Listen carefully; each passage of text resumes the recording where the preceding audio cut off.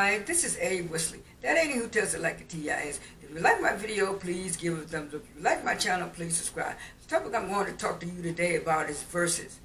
Verzuz happened this past Sunday with Earth, Wind, and Fire and the Isley Brothers. At first, when I heard about it, I said, the Isley Brothers. I said, they're not a group. And then after I thought about it, I said, oh, yes, they were a group.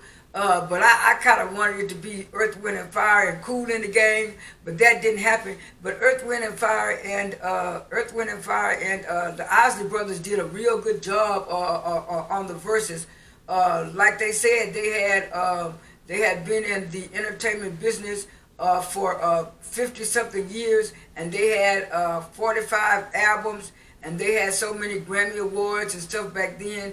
And so Ron Isley had said that they had started in 1959. So yeah, they were 50, 60 years old, and all of them look real good on the stage, and they had everything all prepared. And they had DJ Nice playing the records, and that's one thing I did like, that it was only one DJ playing both groups' records. And I think they should do that more often instead of having these two separate DJs for each audience. I hope they do that with Escape in SWV. But back to the Isley Brothers, they had a lot of songs that I didn't know about, and then some I did know about. Same thing with Earth, Wind, and Fire. Now it was one song that they said that you know, it was a. I think it was Summer Breeze, and I thought it was the I thought it was the Beatles song or another song, but I think they said that's either that it was that song or another song that the Isley Brothers originally recorded, but they gave it to, you know, they gave it to one of those other groups back in the day, because they were saying something about a lot of the songs that, you know, the Isley Brothers wrote and stuff, the studio would give them to other artists and stuff, and so it was like we didn't know that, and we found out a little music history that we didn't know.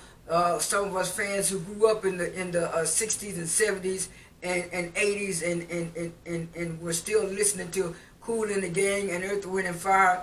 I mean, a lot of people were saying that they shouldn't have played, Isley Brothers shouldn't have played. I think it was Footsteps in the Dark, because I think R. Kelly had a verse on it, but they cut it off. But I liked it, all of the songs that they played and stuff like that. I liked it, Cool in the Gang's song, Let's Groove Tonight.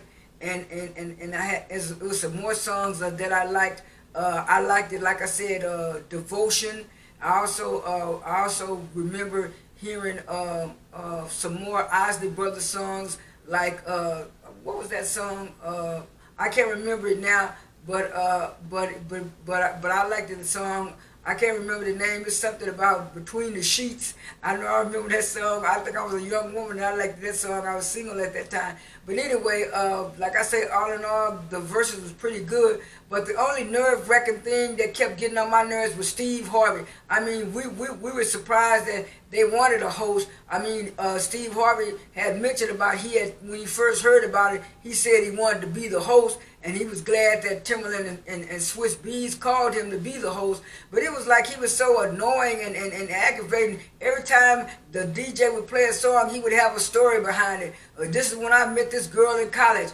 This is when I had this date with this girl. And it was like he was trying to take over the show, and it was the Isley Brothers and the Earth, Wind, and Fire show, but he acted like it was the Steve Harvey show, and people got to dragging him in the comments, and I was one of them. I was saying, you talking way too much, because at first, when he did the first story, I said, oh, okay, that's all right. He can just tell a little story of how he met the group and liked the group. But then he kept going on and on and on and on about all his personal stories. And it was one time when the guys were sitting down, they were saying, well, you know, Steve, we gotta take a little rest, a little break here. We're gonna sit down. We're not gonna dance and move and groove to this song. This is a slow song. And then he got to telling the story about how he liked the song, and then one of the Earth, Wind, and Fire band members told him that was the wrong album you was talking about. That was another album. And it was like, Man, you even getting the wrong album mixed up trying to tell these stories. And then the Earth, Wind and Fire band member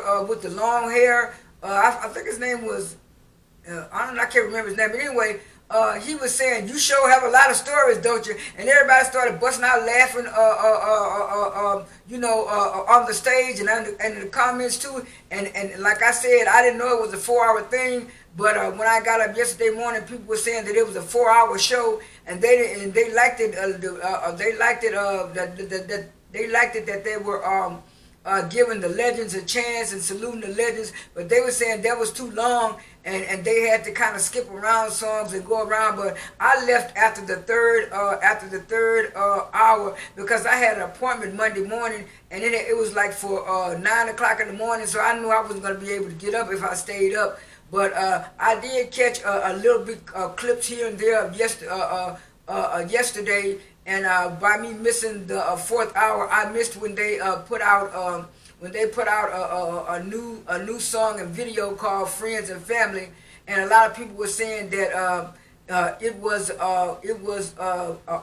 sounded like an R. Kelly tune, similar to R. Kelly. I know one time before R. Kelly wrote a whole album while he was in jail. So I mean, like some people are saying on YouTube, or some YouTubers saying that they don't have the artist's name who wrote the song. When you go and look it up, it says that they just got Snoop Dogg and the Isley Brothers' new song. So I guess they're giving Snoop Dogg the credit on paper, and maybe it is him online. But like I said, the video is nice, cute summer video. Anybody can watch it. Anybody can watch it. It had a lot of celebrity friends in it and stuff.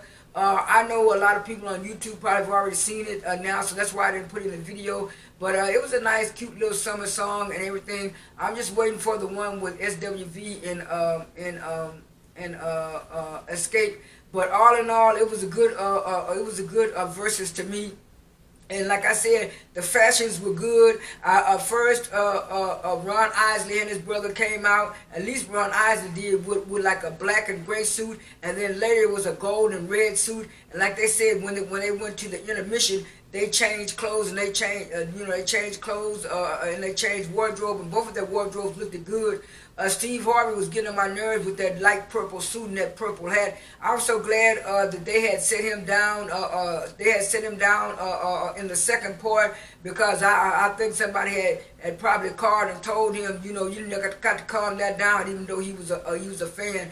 Like I said, I liked it, everything about it. This is Abe Wesley. That ain't even touching like a T.I. is. I am out.